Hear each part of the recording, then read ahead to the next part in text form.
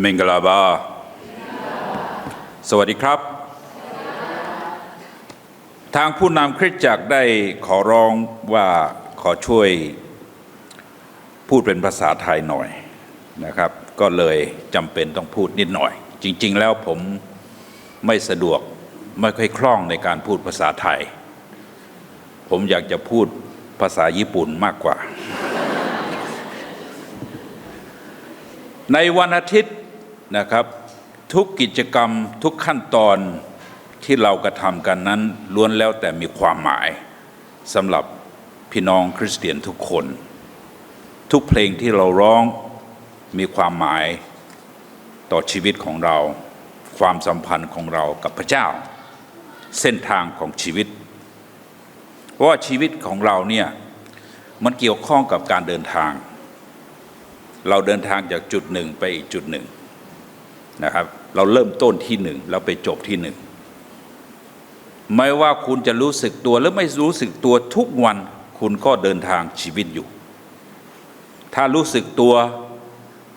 แล้วก็ตัดสินใจถูกต้องเป้าหมายของคุณที่จบก็สวยงามดีแต่ถ้าเราเดินสเปะสปะเราก็อาจจะหลงทางเสียเวลาหลงทางอาจจะถึงเสียชีวิตนะครับเช่นกันในเวลานี้เป็นส่วนหนึ่งของการนมัสการซึ่งสำคัญมากคือช่วงเวลาแห่งการที่เราระลึกถึงองค์พระเยซูคริสต์เจ้าหลายๆที่หลายๆคริสตจักรบอกว่าเป็นช่วงเวลาแห่งการทำพิธีแต่ในคริสตจักรที่ผมเติบโตนะครับคนที่นำข่าวประเสริฐของมาให้กับผมก็ยังมีชีวิตอยู่เราไม่เคยเรียกเวลานี้ว่าพิธีเราเรียกว่าส่วนหนึ่งของการนมัสการพระเจ้าเสมอนะแล้วคนที่บอกว่าเป็นพิธีมักจะหยุดแล้วก็ออกไปข้างนอกไปทำธุระนู่นนี่นั่นแล้วก็กลับมาแล้วค่อยทำต่อแต่ที่เราปฏิบัติตามไม่มีเลยต่อไปเลยทุกอย่างอยู่ในนั้นนะเป็นส่วนหนึ่งของการนมัสการพระเจ้าแล้วบางที่ที่ผมไปผมก็ตกใจเขาบอกว่าคนที่ไม่เกี่ยวออกไปก่อนนะครับตอนนี้เราจะทำพิธีสำคัญผมคิดว่าในวันนี้ทุกคนเกี่ยวแม้ว่าคุณจะมาโบสถ์ครั้งแรกเพิ่งมาฟังพระคำของพระเจ้าครั้งแรกเกี่ยวกับชีวิตคุณด้วยเพราะว่าพระเจ้าต้องการเชิญคุณเข้ามามีส่วนด้วยเพราะว่านี่คือการที่เราเข้ามาสนิทกับพระเจ้าในภาษาไทยเราเรียกว่ามหาสนิทถ้าสนิทธรรมดาเนี่ยมันไม่ใช่มหามันธรรมดาเกินไป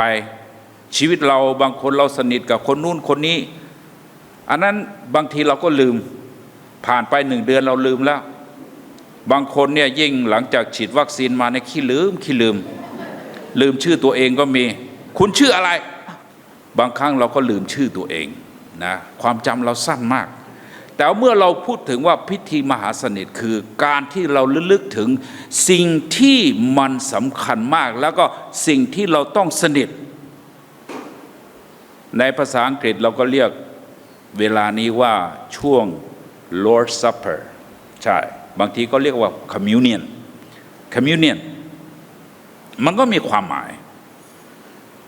อาหารมื้อเย็นมีความหมายเพราะว่ามื้อนั้นเป็นมื้อสุดท้ายแล้ว